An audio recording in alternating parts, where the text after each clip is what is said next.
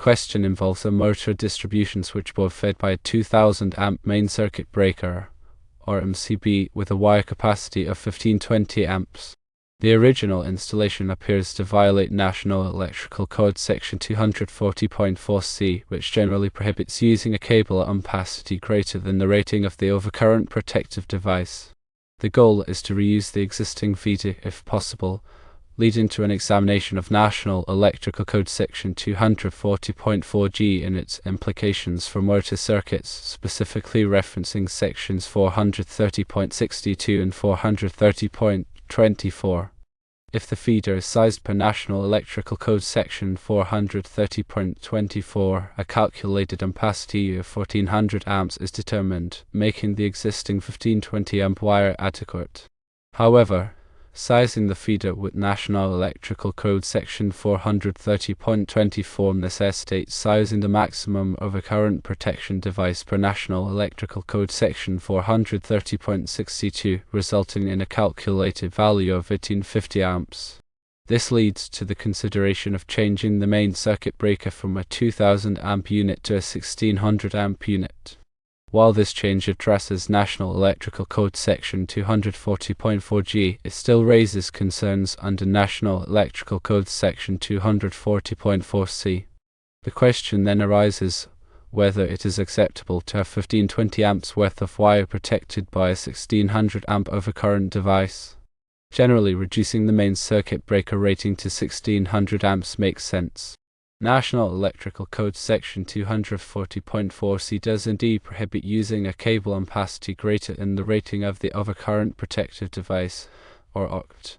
However, National Electrical Code Section 240.4g provides an exception specifically for motor circuits under certain conditions. This exception allows the use of conductors with an ampacity up to 125% of the overcurrent protective device rating.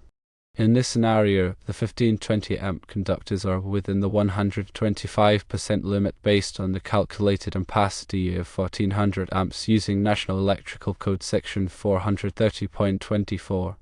However, there is a potential issue.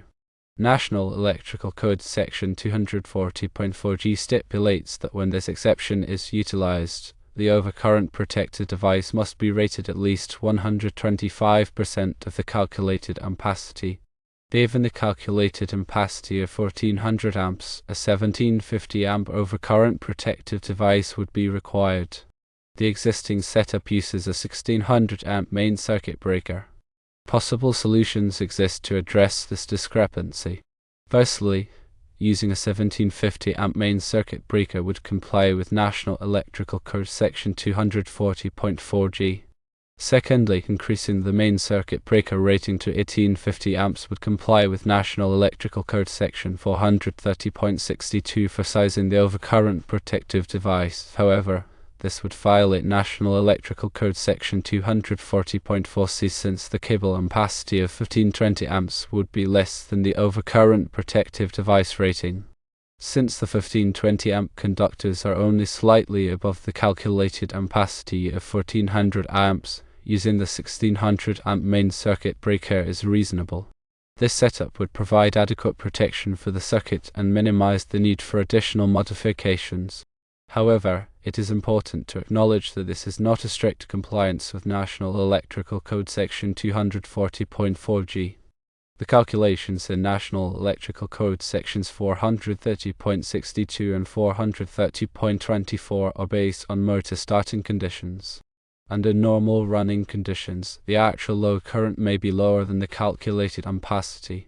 It is always recommended to consult with a licensed electrician for specific advice on electrical code compliance, as code interpretations and local amendments can vary. The core issue revolves around the interplay between conductor ampacity, the rating of the overcurrent protective device, and the specific requirements for motor circuits as outlined in the National Electrical Code. The initial situation presents a scenario where the installed conductor ampacity appears to be less than the rating of the main circuit breaker, potentially violating National Electrical Code Section 240.4c. This section generally mandates that overcurrent protection be selected and coordinated to protect conductors against overcurrents. The exception provided by National Electrical Code Section 240.4G for motor circuits introduces a degree of flexibility, acknowledging the unique characteristics of motor loads, such as high inrush currents during starting. To properly apply this exception, a thorough understanding of National Electrical Code Sections 430.62 and 430.24 is essential. National Electrical Code Section 430.24 provides guidance on determining the minimum ampacity of conductors supplying a motor load. This calculation typically involves summing the full load currents of all motors supplied by the feeder, with adjustments made based on the largest motor's full load current. The resulting calculated ampacity represents the minimum acceptable ampacity for the feeder conductors. National Electrical Code Section 430.62 addresses the sizing of overcurrent protection for motor feeder circuits. This section often allows for an overcurrent device rating higher than the conductor ampacity, reflecting the motor's ability to withstand short-term overloads during starting and acceleration. The maximum allowable overcurrent device rating is typically determined as a percentage of the largest motor's full load current, plus the sum of the full load currents of the remaining motors. The proposal to reduce the main circuit breaker rating from 2000 amps to 1600 amps is intended to bring the installation closer to compliance with the National Electrical Code. By reducing the overcurrent protection, the conductors are theoretically better protected against sustained overcurrents. However, the critical consideration is whether the 1600 amp main circuit breaker is still adequately sized to handle the motor loads connected to the distribution switchboard, particularly during starting conditions. The calculated ampacity of 1400 amps, derived from National Electrical Code Section 430.24, suggests that the existing 1520 amp conductors are indeed sufficient to carry the load under normal operating conditions. However, the exception in National Electrical Code Section 240.4G introduces a further complication. This exception requires that the overcurrent protective device be rated at least 125% of the calculated ampacity. In this case, 125% of 1400 amps is 1750 amps, which exceeds the proposed 1600 amp main circuit breaker rating. This apparent conflict highlights the need for a nuanced interpretation of the code and a careful assessment of the specific motor loads connected to the switchboard. One possible approach is to re-evaluate the motor load calculations, ensuring that all relevant factors have been considered. This may involve verifying the full load currents of all motors, accounting for any diversity in motor operation, and considering any future expansion plans.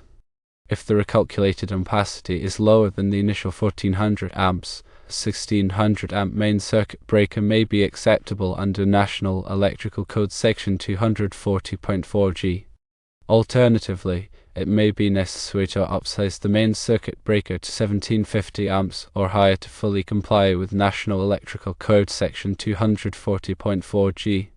However, increasing the main circuit breaker rating may necessitate upgrading the conductors to match the new overcurrent protection, which would defeat the original goal of reusing the existing feeder. Another factor to consider is the type of overcurrent protective device being used. Fuses and circuit breakers have different characteristics and may be subject to different code requirements. For example, some types of fuses may be permitted to have a higher ampacity rating than circuit breakers for the same application. Ultimately, the decision on the appropriate main circuit breaker rating will depend on a variety of factors, including the calculated motor load, the characteristics of the overcurrent protective device, and the specific requirements of the local electrical code.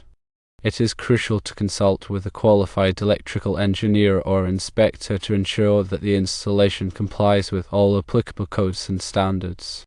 In addition to the technical considerations, it is also important to communicate effectively with the owner of the facility. The owner should be informed of the potential code violations and the proposed solutions, as well as the associated costs and benefits. The owner should also understand the importance of maintaining the electrical system in a safe and reliable condition. The goal is to arrive at a solution that not only complies with the National Electrical Code but also meets the owner's needs and expectations. This may involve making compromises or exploring alternative approaches. For example, it may be possible to reduce the motor load on the distribution switchboard by relocating some of the motors to other circuits. Or, it may be possible to install energy-efficient motors that draw less current. By working together, it is possible to find a solution that is both safe and cost-effective. The importance of proper documentation cannot be overstated. All calculations, code interpretations, and decisions should be carefully documented and maintained for future reference. This documentation will be essential for demonstrating compliance with the National Electrical Code and for troubleshooting any problems that may arise in the future. In conclusion, the situation involving the motor distribution switchboard requires a careful and thorough analysis of the National Electrical Code, as well as a practical understanding of motor loads and overcurrent protection. By considering all relevant factors and consulting with qualified professionals, it is possible to arrive at a solution that is both safe and compliant. Remember that electrical codes are complex and constantly evolving. Staying up to date on the latest requirements is essential for ensuring the safety and reliability of electrical systems. Consulting with a licensed electrician or electrical engineer is always recommended when dealing with complex electrical installations. The situation presents a common challenge in electrical engineering retrofits, assessing existing infrastructure against current code requirements and finding solutions that balance compliance, cost-effectiveness, and minimal disruption. The initial assessment reveals a discrepancy between the installed conductor ampacity and the overcurrent protection, a scenario frequently encountered when older installations are re-evaluated or repurposed. The reference to National Electrical Code Section 240.4c immediately flags the primary concern: protecting conductors from overcurrents. The code mandates that conductors be protected at their ampacity rating to prevent overheating and potential fire hazards. However, the exception provided by National Electrical Code Section 240.4g for motor circuits introduces a layer of complexity, acknowledging the unique demands of motor loads. Motors, unlike resistive loads, exhibit high inrush currents during starting, which can briefly exceed the conductor's ampacity. To accommodate this, the code allows for higher overcurrent protection, provided certain conditions are met. Navigating these conditions requires a careful understanding of National Electrical Code Sections 430.24 and 430.62. National Electrical Code Section 430.24 dictates how to determine the minimum feeder conductor ampacity based on the connected motor loads. It involves summing the full load currents of all motors, with specific rules for the largest motor in the group. This calculation ensures that the feeder conductors can handle the continuous load of all operating motors. National Electrical Code Section 430.62, on the other hand, governs the sizing of the overcurrent protection for the motor feeder. It allows for overcurrent devices sized higher than the conductor ampacity to accommodate motor starting currents.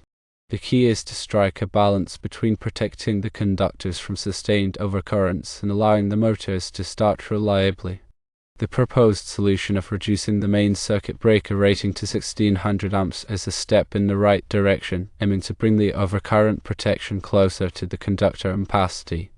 However, the analysis reveals that this might not fully satisfy the requirements of National Electrical Code Section 240.4g, which stipulates that the overcurrent device must be at least 125% of the calculated ampacity. This is where the potential conflict arises. The calculated ampacity of 1400 amps, based on National Electrical Code Section 430.24, requires an overcurrent device of at least 1750 amps. A 1600 amp breaker falls short of this requirement. Several options can be considered to address this situation. Firstly, recalculating the motor load is crucial. Verify the full load currents of each motor and consider any diversity factors. Diversity factors account for the fact that not all motors will operate at their full load simultaneously. If the recalculated ampacity is significantly lower than 1400 amps, a 1600 amp breaker might be acceptable. Secondly, explore the use of a different type of overcurrent device. Some fuses have higher interrupting ratings and may be better suited for motor starting applications. They might also allow for a closer match between the conductor ampacity and the overcurrent protection. Thirdly, consider upgrading the feeder conductors. If the budget allows, replacing the 1520 amp conductors with larger ones would allow for a higher overcurrent protection and ensure full compliance with the code. However, this would negate the original goal of reusing the existing feeder. Fourthly, implement motor control strategies. Using soft starters or variable frequency drives can reduce the motor starting current, allowing for lower overcurrent protection. This might be a more cost-effective solution than upgrading the feeder conductors. Ultimately, the best solution will depend on a combination of factors, including the specific motor loads, the available budget, and the desired level of code compliance. It is essential to consult with a qualified electrical engineer to evaluate all options and make an informed decision. The importance of documentation cannot be overstated. Maintain detailed records of all calculations, code interpretations, and decisions. This documentation will be invaluable for future maintenance and troubleshooting. It will also demonstrate due diligence in complying with the electrical code. In conclusion, the situation highlights the complexities of applying the National Electrical Code to motor circuits. It requires a thorough understanding of the code, a careful analysis of the motor loads, and a practical approach to finding solutions that balance compliance, cost-effectiveness, and minimal disruption.